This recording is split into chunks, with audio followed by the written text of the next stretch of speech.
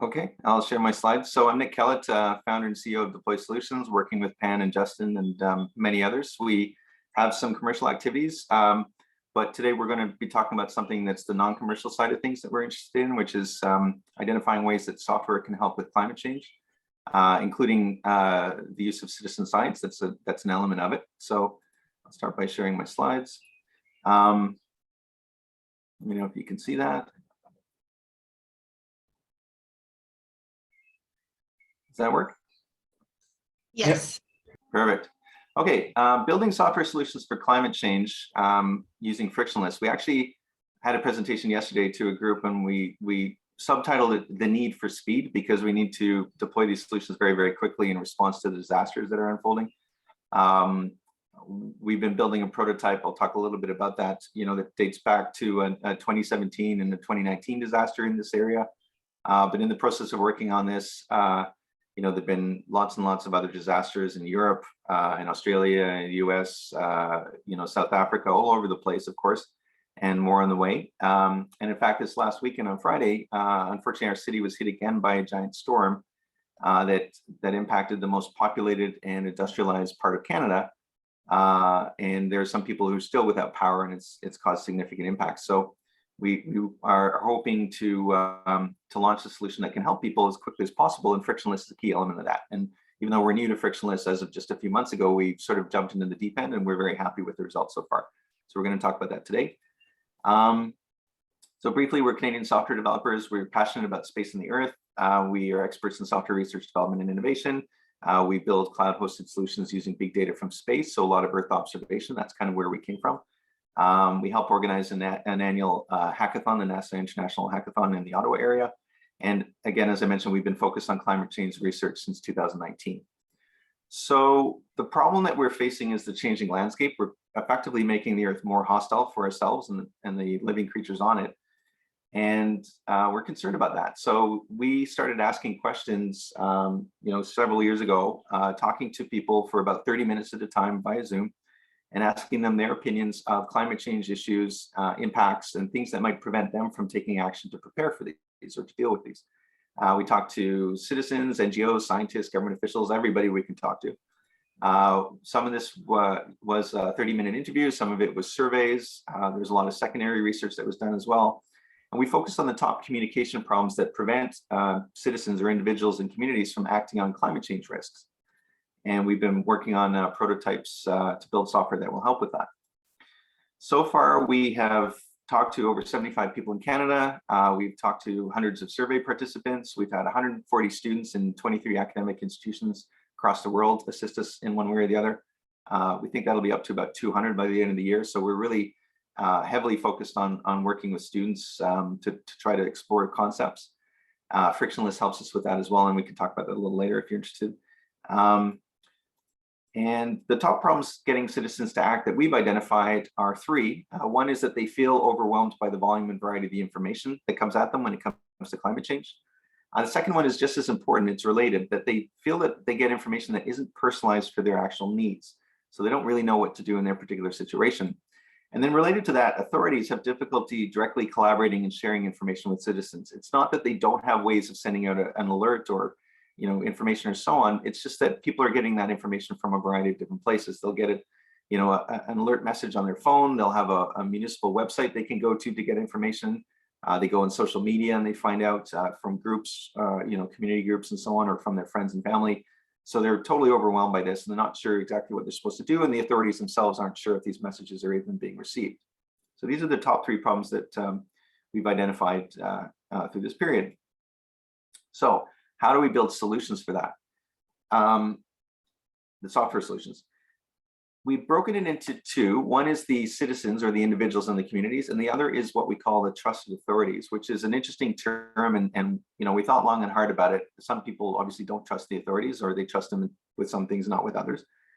So this is contentious, but we've come up with definitions for this. We've done a lot of research, and we've got a working definition. But at a high level, we've broken the solution down into the individuals in the communities and the trusted authorities. And the questions that keep coming up when it comes to preparing or acting are things like this. Where can I find the nearest emergency shelter if there's an emergency? People wonder where they can drop their pets off while they're in the shelter. They want to know where they can get gas or electricity. They might want to help people. They're not affected, but they want to help people. So how do they do that? Where do they go? What can they do? Which emergency shelters are full? This is something that an emergency response official might want to know. Which roads are blocked by water accidents or fallen obstacles? Obviously, anybody might want to know that. So these are the questions that arise based on a specific disaster impact that's unfolding that are unique to that disaster impact, but that people would really want to know about. And again, they're getting this information, if they're getting it from the radio or from social media or from a variety of places.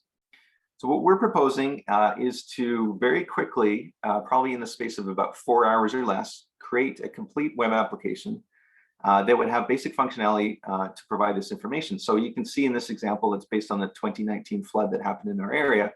I might, as an individual, be able to go to this website, don't have to create an account, don't have to log in, but I would find important information on the water level, the precipitation, information on my insurance company, contact information that's important.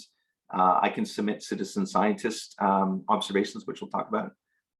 I would have a list of practical advice that's given to me that is based on the particular disaster impact. In this case, it's a flood. So, it would say things like, you will be notified if the municipal drinking water is unsafe to drink. Assume that everything touched by floodwaters is contaminated. Check for foundation and structural damage. And each one of these items that you could look at would have very targeted advice and very practical advice, maybe some photos that would tell you how to do this task. And it could be broken down into the before, during, and after period of the disaster. So it's only showing you the information that's useful to you based on this particular impact and the phase of the impact that this is. We would also want to get curated news, so not fake news. There's a lot of disinformation, misinformation these days, as we all know. So there would be a section that allows these curated media websites, national or local, social media accounts, sometimes for the municipalities, sometimes for NGOs or other groups that are involved in the preparation or response or recovery of this disaster. And this would be a way of cutting down the fake news that abounds. And we think such an application would be map-centric. That's the way we're building it. So you would have the ability to see information like where's the water level reaching to, what are the flood extents in this example, or where are the sandbag locations you can go to, or if you need help, where's an emergency shelter, and so on.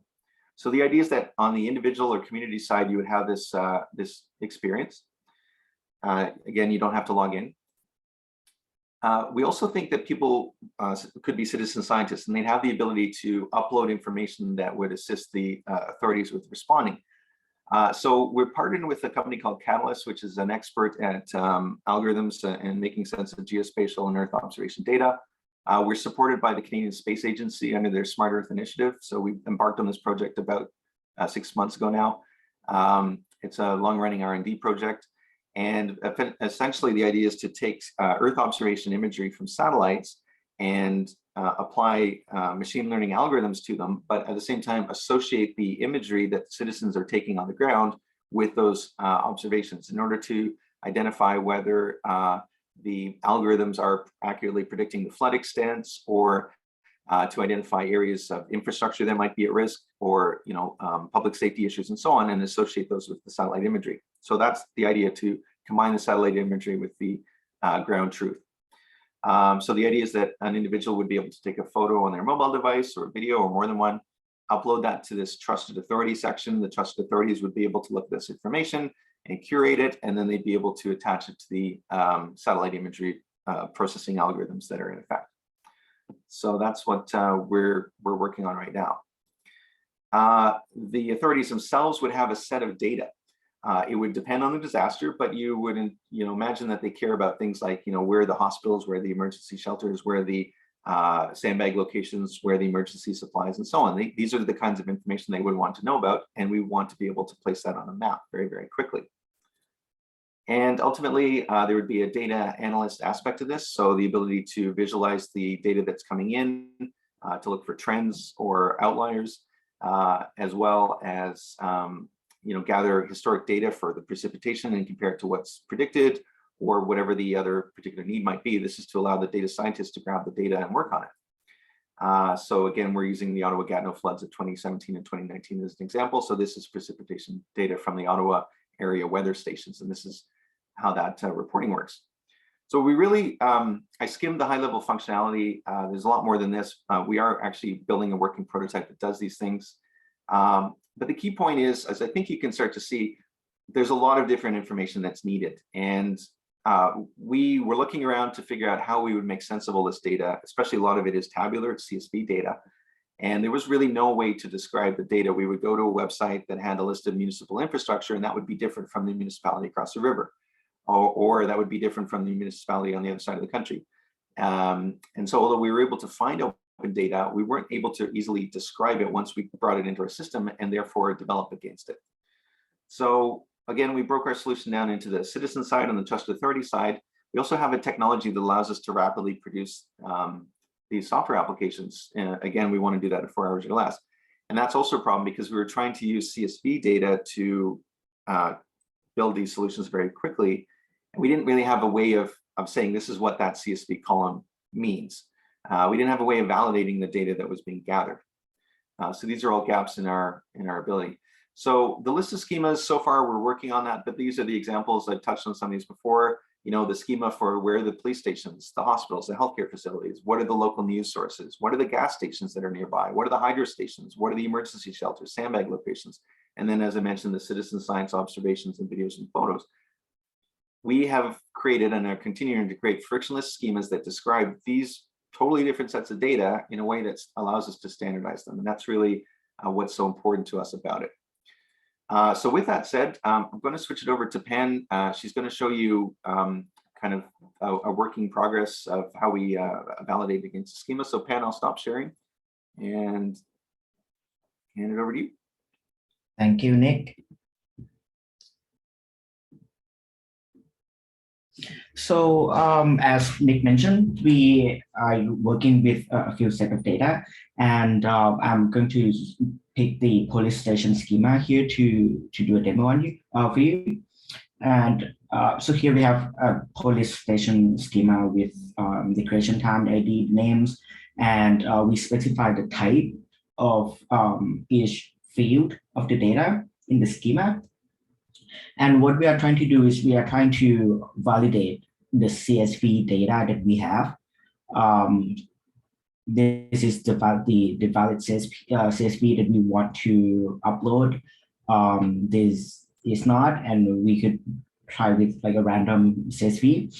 And we are using the frictionless Python function, the validate function. And what we do here is we create a resource from a user uploaded CSV along with the schema, the police station schema. And once they do an upload, they will specify what type of data it is that they are uploading. Then we'll validate it against the schema and give them the report. Well, basically, if the data is valid, we will upload the data to S3 and process it. But if not, then we'll return a response. And can I just yeah. interrupt you a little bit? Can you maybe make the font a bit bigger somehow?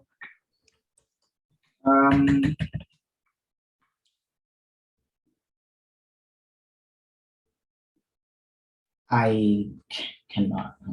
Okay, then never mind.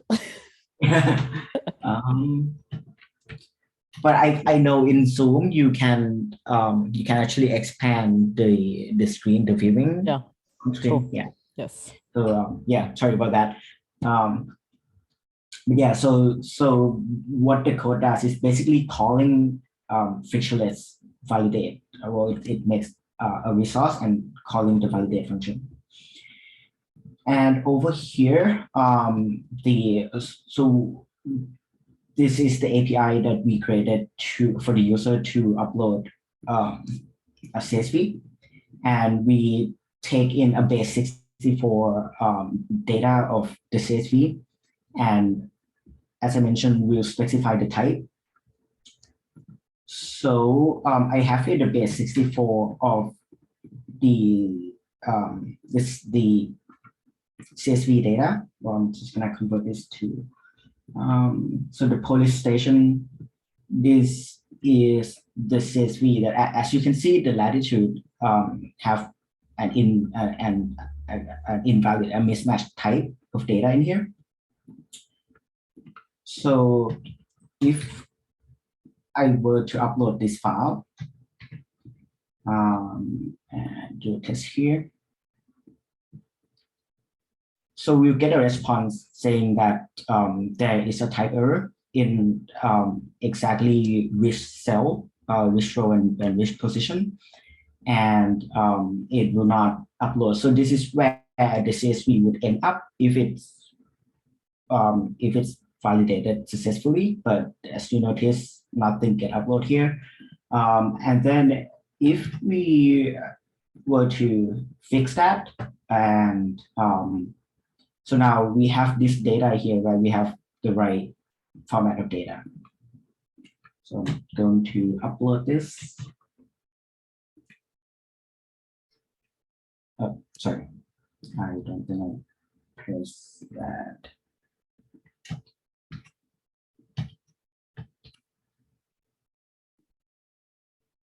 So now we will say CSV successfully validated, and this CSV that we uploaded ends up in this S3 bucket.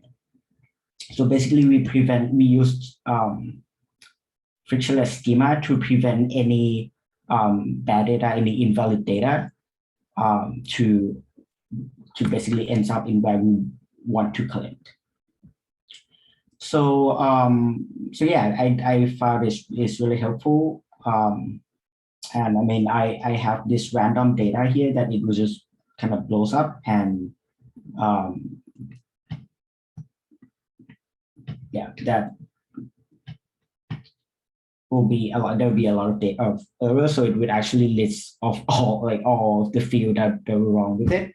So yeah, so I think that's kind of conclude my demo. Does anyone have any questions?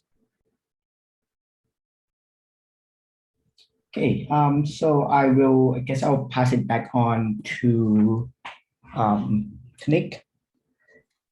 Thanks, Ben. So the key point, I think, because of what we're trying to do with the climate change disasters, they're different, right? It's very different, obviously, if it's a forest fire versus a flood. And what we're finding, sadly, is these are all starting to affect each other and compound. So it's a forest fire, then a landslide, then a flood, then the power goes out, then the highways are cut off, and now there's a supply chain issue, right? These are all different problems as part of the same unfolding disaster for a group of people in a certain area at a certain time. And so we cannot possibly guess ahead of time what all the different data sets are that are relevant. Therefore, we have to generate these very, very quickly. And without frictionless, we have no way of ensuring that the data that's quickly being generated, which is coming in all different shapes and sizes, is actually valid. And therefore, it breaks our application and it introduces uncertainties and risks. And so frictionless is the key to us because not only is it ensuring the scientific rigor and validity of these data sets in terms of the actual application that gets produced, but it allows us to actually develop the application itself in a hurry. So again, we only started using frictionless a few months ago, really. I think November, December, we were starting to look at it. But it became clear that that was a missing piece for us in terms of our work. And although we're still very early days, we are already expecting that we're probably going to extend the frictionless schema for some of our purposes. We're going to go deeper into some of the tooling, all the great work that you've all done. We're going to try to leverage that and contribute back to that. But we see our use of frictionless growing and not decreasing, if that makes sense.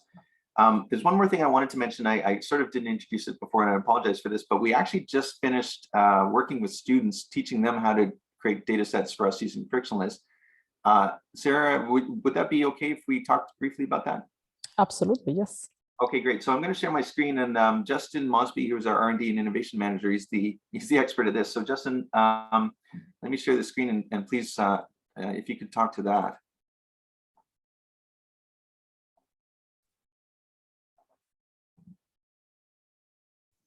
Sure, thanks, Nick. Thanks, Sarah. So we've been working with students from SIT. The students are not technical, so we do a lot of work we do with them is primary data collections, like what Nick and Pan has shared with you on police stations. So the police station is basically the police stations, the data set that Pan shared with you. We did a primary research of police stations along the Ottawa River, and we created a CSV file of that. And from there, we use frictionless to create a JSON file.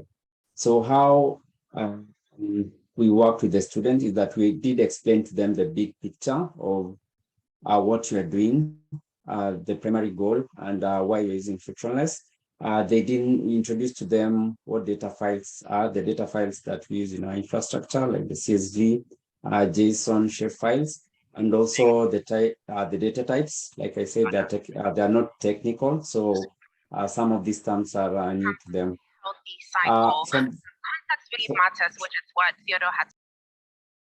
Sorry.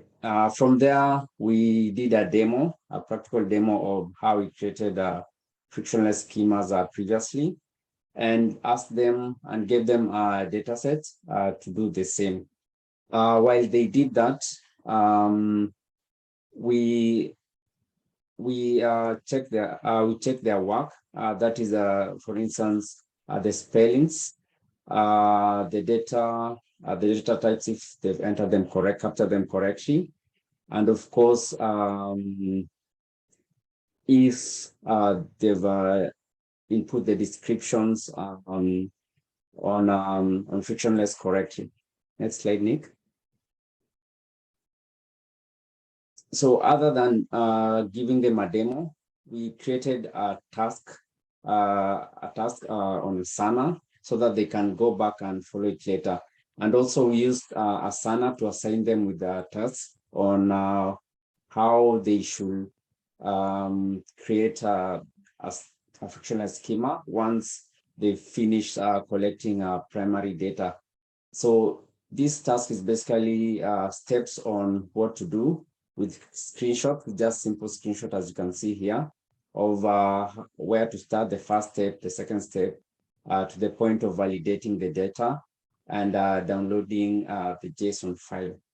So I can say, considering they're not technical people, frictionless has really been so easy to use. It's so straightforward, and they did like it. They like